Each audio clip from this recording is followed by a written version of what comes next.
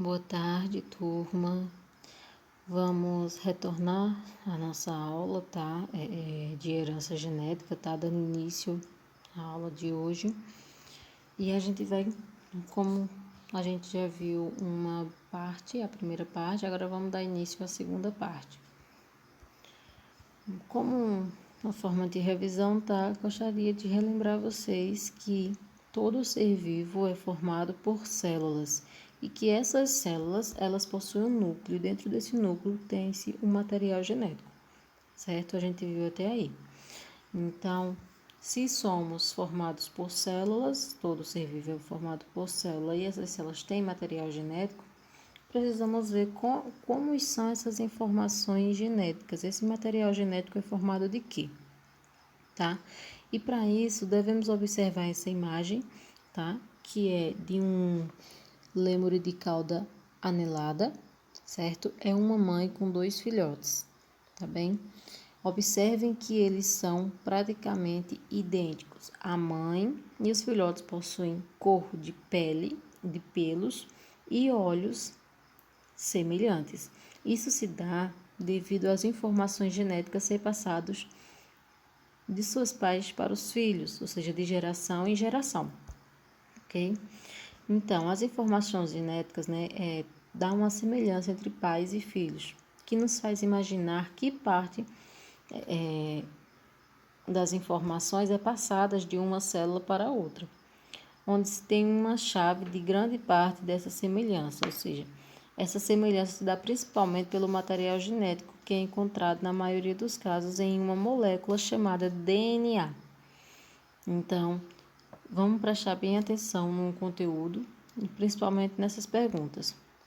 Como as informações genéticas estão organizadas, como ela é passada de uma célula para outra e se é possível que ela passe de um ser vivo para outro, mantendo as características de determinada espécie mais ou menos constantes entre as gerações dos seres vivos, que isso só é possível por causa dessa molécula de DNA.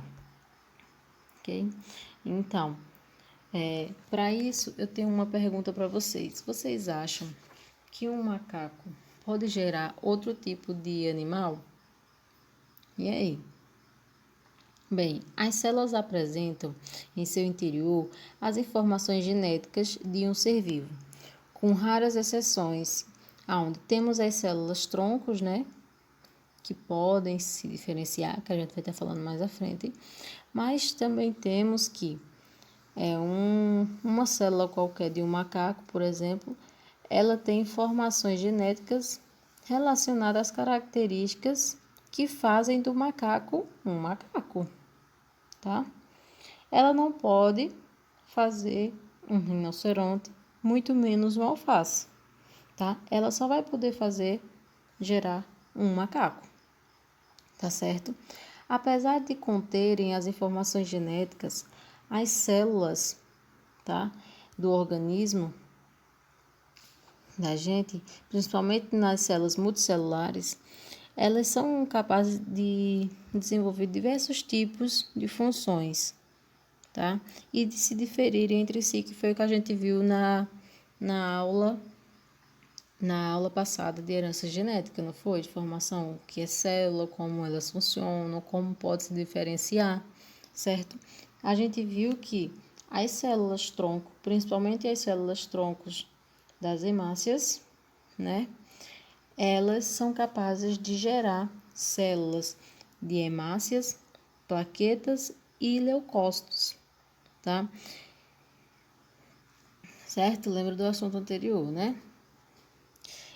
E que desse fato, tá? Dessa forma, elas saem se destacando, tá bem? Mas aí a gente tem onde estão as informações genéticas em si, professor? Eu sei que elas podem se diferenciar de acordo com o seu tipo. Bem, toda célula, tá, possui material genético e informação genética. As informações genéticas encontram-se em moléculas chamadas de DNA, tá? E o DNA, o que é DNA? DNA nada mais é do que um ácido, aqui ó, ácido desoxirribonucleico, certo? Que estão presentes nas nossas células, tá? Como a célula bacteriana, certo? Ela não possui núcleo, que é uma célula eucarionte. O DNA, tá? Ele vai ficar disperso no citoplasma, aqui solto, certo? Trouxe aqui uma imagem melhor para vocês visualizarem. Aqui temos o nucleotídeo, ou seja, o conteúdo genético, o material genético que chamamos de DNA, ácido desoxirribonucleico, tá? Então, essa bactéria, podemos dizer que ela tem o flagelo, que é o rabo, tá? Membrana plasmática aqui dentro e parede celular fora. Essas bolinhas verdes são ribossomos e ela tem esses pelinhos, tá? Que são os pilos, tá certo? Todos encapsulados, certo? Além da célula procarionte, que são as bactérias, a gente tem as células eucariontes. As células eucariontes, né? Que é a célula, ela possui um núcleo. Dentro desse núcleo aqui temos o material genético, que é formado inicialmente por um cromossomo, tá? E esse cromossomo, ele é formado por proteínas, certo? Essas proteínas, cada proteína dessa possui DNA, tá? A cadeia de DNA. E esses DNA possui genes, que vamos estar vendo mais à frente, tá certo? Professor, e agora? O que é que está acontecendo aí? Tá? O DNA, ele fica solto, tá? E nas células procariontes, enquanto nas células eucariontes, elas ficam dentro do núcleo, tá bem? Soltos aqui, não é isso?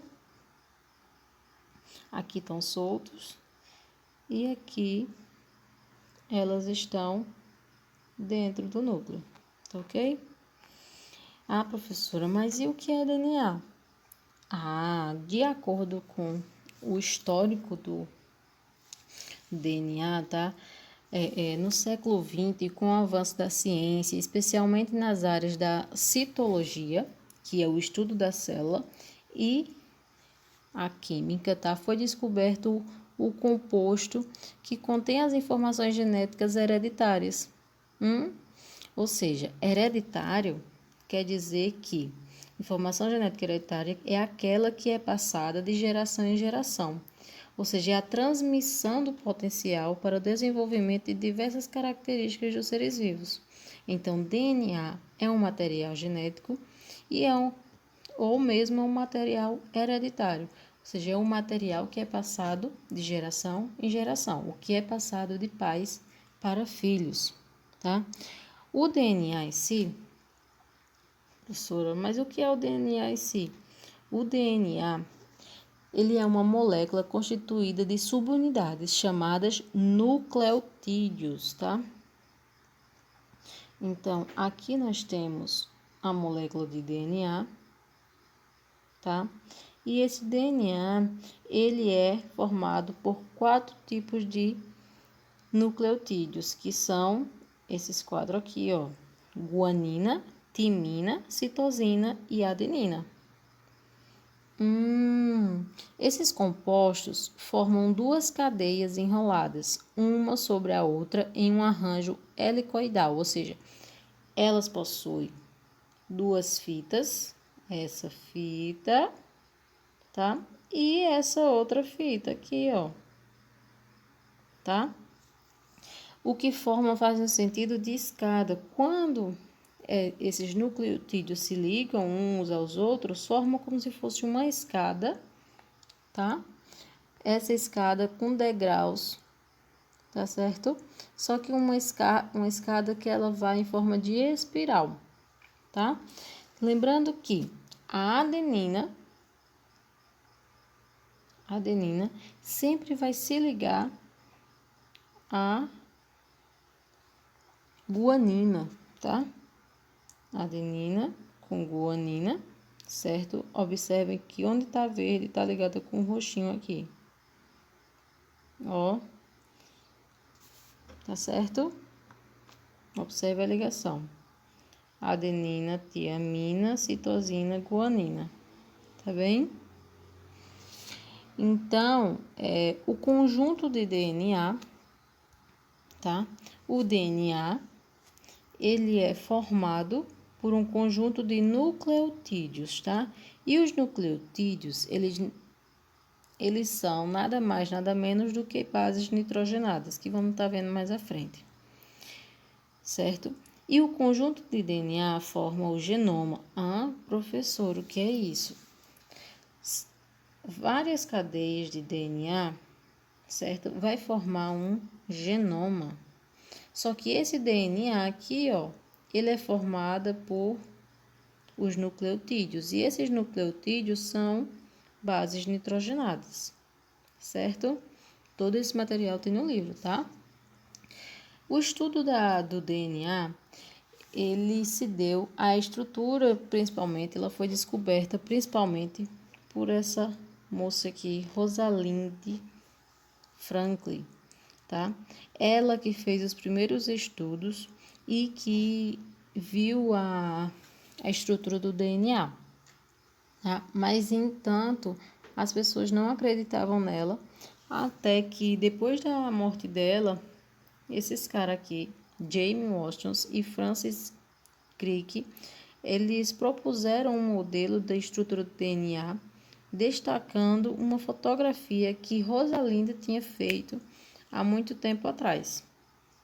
E eles, quando eles descobriram que era verdade a estrutura do DNA e começaram a estudar, eles acabaram ganhando o prêmio Nobel em 1962, tá? Em um trabalho de medicina. Esse DNA, ele fica localizado nos cromossomos. Professor, e o que é cromossomo também? Bem, nas células eucariotas, os filamentos de DNA se associam a certas proteínas e formam um complexo de macromoléculas que são chamadas de cromatina, certo? Então, vamos lá. O conjunto de DNA se junta com proteínas aqui que formam uma cromatina. No processo de divisão celular que a gente viu na outra aula de herança genética, antes da nossa aula sobre o trânsito, tá? Que fala sobre a divisão celular, nesse processo onde se tem a multiplicação do material genético, a cromatina, ela vai começar a se condensar, tá? O condensar é como se ela fosse começar a se apertar em um cantinho só, formando uma estrutura chamada cromossomo. Esse aqui que está em formato de X, tá? Esse aqui, ó, certo? Então, chamada de cromossomo, que pode ser observada principalmente em microscópio óptico, tá? Ao estudar as mais variadas espécies de seres vivos, os pesquisadores perceberam que o número de cromossomos encontrados em qualquer célula dos organismos multicelulares era sempre o mesmo. Além disso, esse número era constante para cada espécie, isso é, todo indivíduo que pertence a uma espécie possui o mesmo número de cromossomos em cada uma das suas células. Um exemplo. Aqui nós temos, tá, uma cromátide, tá, uma leitura dos cromossomos do ser humano, tá? Aqui nós temos um masculino e aqui um feminino, de mulher, que mulher, e de homem. Vou fazer assim, tá? Mulher e homem, tá? Ou masculino e feminino, tá certo? Então, aí nessas imagens a gente tem um cariótipo masculino e um cariótipo feminino. Na espécie humana, por exemplo, o número de cromossomos das células que não são gametas é geralmente 46 cromossomos. Então, lembra daquele xizinho lá? Desse aqui? Ó. Aí a gente diz que temos um par de cromossomos, certo? Aqui, ó, quando a gente vem para cá, a gente observa que aqui a gente vai ter 46 cromossomos, o que significa que temos 23 pares de cromossomos agrupados, tá? Nós seres humanos. Sendo que um par deles, tá? Dois cromossomos, ou seja, dois, fazem parte dos cromossomos sexuais. É o que vai determinar se vai nascer um homem ou uma mulher, tá certo? Em homens, tem que ter cromossomos X e Y. Mulher, tá? Tem que ter apenas 2 cromossomos X, correto? Então, diante disso, tá? Na espécie humana, como vimos, a gente tem 22 pares de cromossomos autossomos e um par de cromossomos sexuais, tá? É como chamamos, tá bem? Então, totalizando 42 cromossomos. E dentro do DNA, temos genes, tá? E o que é genes? Bem, atualmente, tá? Atualmente, há muita discussão sobre o conceito de genes, mas podemos dizer que o gene pode ser entendido como um ou mais trechos do DNA, com informações para gerar um RNA mensageiro. Mas o que é RNA? RNA é um ácido ribonucleico, que é uma molécula constituída de uma cadeia única formada por adenina, uracila, citosina e guanina. Tá? Como assim, professora? A molécula de DNA, aqui, ó, nós temos citosina, guanina, adenina e timina, e temos 2 fitas de material genético. Já no RNA, a gente troca a timina por uracila, tá? E ela só possui uma fita de material genético, certo? Então, o genes é metade do valor, ou, na verdade, o RNA é metade do valor do DNA, certo? Ou seja, é apenas uma cadeia única de uma molécula, tá? Que ela pode ser transcrita, que é quando a gente utiliza principalmente para fazer exames de DNA, certo? E o que influencia o DNA, esse material genético, ele tem influências, tá? Do meio ambiente onde estão inseridos os seres vivos, tá? Porque o material genético em si, ele em conjunto, ou seja, vários genes juntos, várias moléculas de DNA, formam um genótipo, que é um material genético, o nosso material genético de uma pessoa. E esse genótipo, ele pode ser modificado de acordo com o ambiente onde ele é inserido, tá? Então, um conjunto de genes formam um genótipo, tá? E o genótipo mais o meio ambiente, ele vai formar o fenótipo. É ele que vai determinar qual forma, qual vamos dizer, cor de cabelo, tá? Cor de pele, cada ser vai ter que possuir. Se tem que ter uma pele grossa, fina, tá certo? Isso vai depender principalmente de acordo com a evolução, de acordo com o ambiente, tá? É a adaptação do ser vivo inserido no ambiente que está envolvido, tá? Como exemplo, aqui a gente tem 2 meninas, são irmãs gêmeas, tá?